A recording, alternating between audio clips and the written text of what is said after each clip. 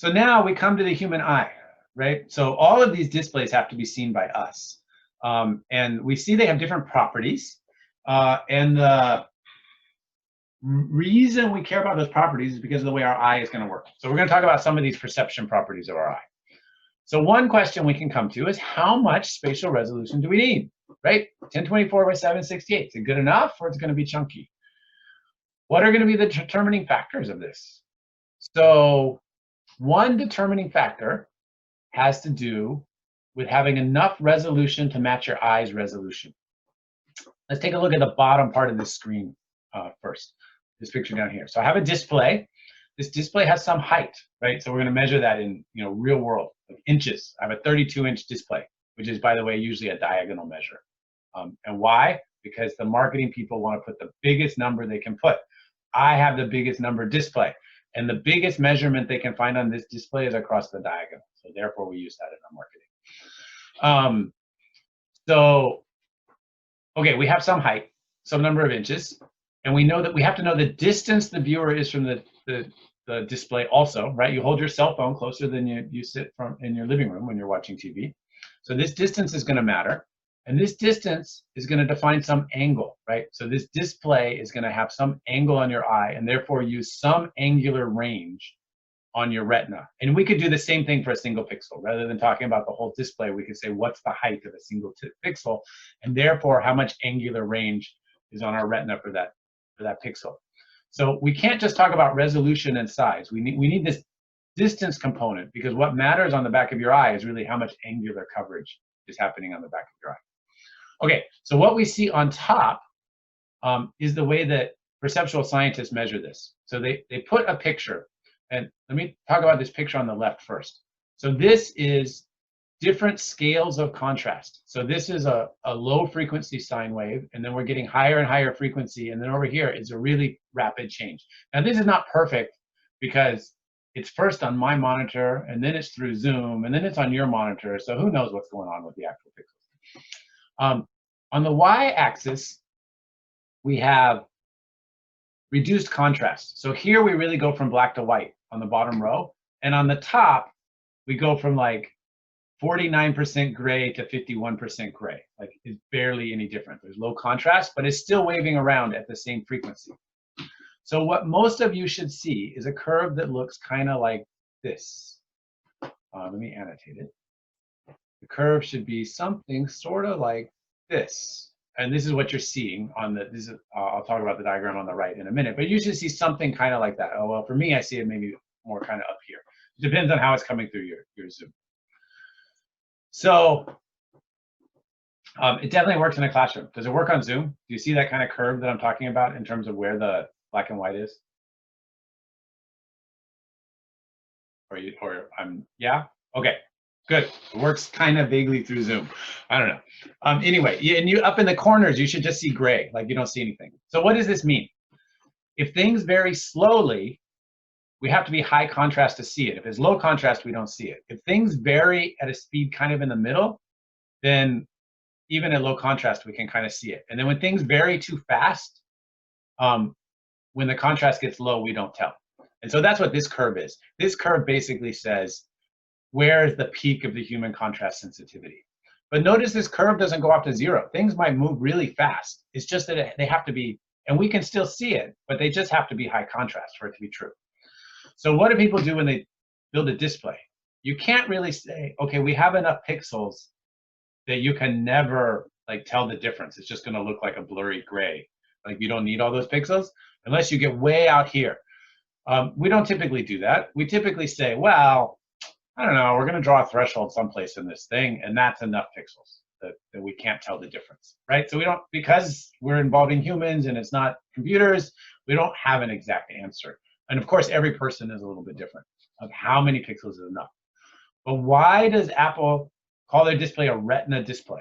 They're trying to claim they have enough pixels that at the normal distance, 1 pixel maps to 1 neuron, 1 cone on your retina. So their display has as much resolution as your retina has, and therefore it's enough. So we see that's a little bit fuzzy on the claim. I don't actually know where they chose to cut this thing off, but this is how we can think about how much resolution is enough on a display. This matters because we don't want to see, I don't want to see all those little micro RGB things, right? Like that's going to be not a useful display if I see all that, right? So I do have to get this right.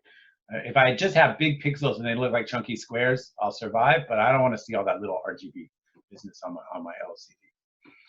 Okay, this is a similar kind of curve. Okay, so this was a curve talking about spatially how much resolution do we need. This is a curve, don't matter the details in here. This is a curve that talks about how much temporal resolution do we need. That means how fast do I have to flash so I don't see flashing. The other one was about how close do I pack my pixels so I don't see all that little RGB. This is about how fast do I flash. So, and it matters not just for DLPs and CRTs, it also makes a difference on LCDs, although a little bit somewhat less so. So what do all these curves say? They say when the scene is bright, it's shifted over. I need a higher frames per second. So if it's bright, I need, I don't know, 55 frames per second or something, and I won't see flickering anymore. If it's a dark scene, oh, we can get down below 20 frames per second, and I'm still not going to see any flashing. So when do I use this? Well, I have to decide how many times do I update my CRT in the old days, right? And we see that like there's a reason your TV ran at 60 hertz, because over here at 60 hertz, even if it's bright, we're not supposed to see that flicker. Movies are typically recorded at 24 frames per second. So old school movie film is 24 frames per second. A lot of cameras have a 24 frame per second setting because people associate that look with movies instead of with TV, and they want the look of a movie. So now why were movies 24 frames a second? Well, you watch movies in a dark theater. So good enough. We're past where this curve is. We don't have to do it. Now modern movie theaters are using mostly DLP projectors with super bright lights in them, and they're way brighter than the movie theaters of 20, 50 years ago. And so we're now in a different space on this curve. It used to be that when a movie director made a film and sent it to the movie theaters, they would tell them the maximum brightness they're allowed to show that movie because they don't want to upset the audience with flicker. So they would actually say, like, you can't show this movie any brighter than X.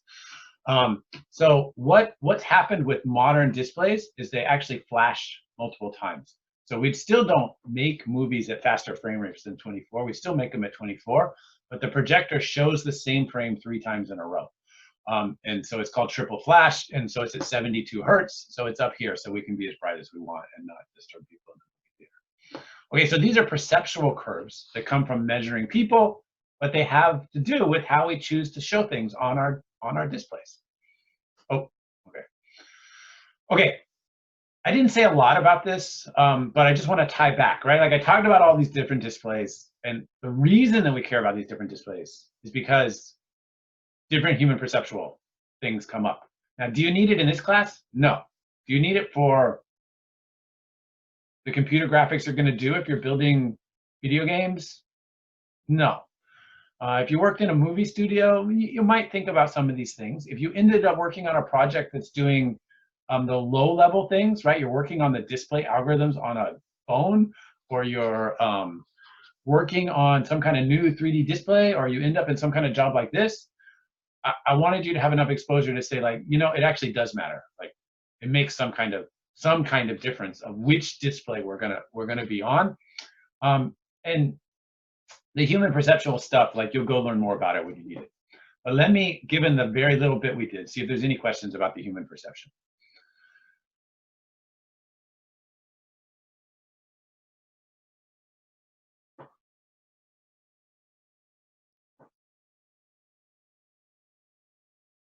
Okay. Yeah, what's the frames per second of the human eye? Well, that's what this chart's trying to say. It depends on how bright the room is. It depends on how much contrast is the thing that you're trying to show. So in terms of frame per second, all your psychology textbooks are going to give you a number around 60 hertz. So there's a reason our lights flash at 60 hertz. There's a reason our TV is 60 hertz. All right, all these things are at 60 hertz because that's the number in the textbook. Now, if you start doing fancy things like have started to happen in certain kinds of advanced displays, that number can be much higher. So a research paper, while I was working on this, some kind of fancy 3D display. My students and I noticed crazy stuff going on. We thought we had a broken cable. It turned out it was crazy stuff in our eye. And the answer of 60 hertz is correct for simplistic assumptions and not correct for crazy fancy things we might want to do. And we were able to measure that people can see things up to 500 hertz. But those are not displays you can go buy right now. Those are doing crazy research things. So I think a reasonable answer, and the answer you would get in your Psych 1 class, is 60 hertz. Yeah, what's the thing where it doesn't make any difference to your viewing? I think the fact that you can buy a gaming display that's 240 hertz instead of 60 hertz is a bunch of marketing bullshit. Like, I don't think it's there. I really don't think you can tell the difference. So above 60, I definitely see flicker above 60. So lots of lights bother me. When they first, so when CRTs first started getting faster, the flicker would bother me. I don't think I can see the motion going any faster, but I'll notice the flicker. So I think some of you may notice flicker up to 120. So this is something that a 120 hertz display versus a 60 hertz display, you might be able to see a difference. But I don't think your brain is going to notice the difference in how fast things are moving. And I think for most displays, it just doesn't matter. We don't even send the information from our graphics card over there that fast. Now, there's another thing. When they talk about a 240 hertz display, they're also talking about how fast I can switch the crystals from full on to full off. So if I had really slow crystals, I could still be updating my display at 60 frames per second, but maybe I would have crosstalk. I would have like half of my previous frame shows up in my new frame, and I would see sort of a streak where my object was moving around. In old LCDs, you would see this. So when we went from updating 10 milliseconds to updating 5 milliseconds to updating 3 milliseconds, there used to be a streak, and that streak is gone. But now you're talking about, 240 versus 120. I don't know. If some of you think you can really see a difference and really know there's a difference, certainly my 14-year-old who's into gaming thinks that there's a difference, and he's tried to convince me. But my understanding of perceptual science says I don't get it. Mouse pointer motion, I'm a little bit less sure. I know more about eye perception than about this movement of the mouse. But remember, all the numbers you see are marketing numbers. So it's a little bit hard to know. Like your mouse is advertised as 144 and the other 60, but maybe they were really like half that. Maybe it was 72 and 30. Like, who knows, right? Because it's marketing people putting those numbers in there. So the perceptual scientists are measuring the real thing. I don't know. It's hard to get to the bottom of what's really going on.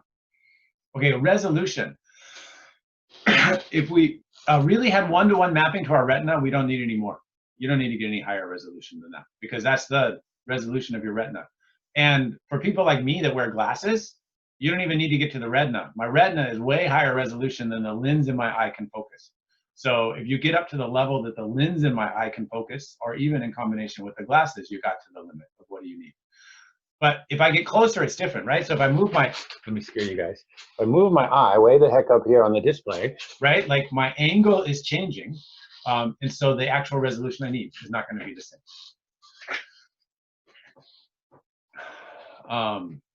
Okay,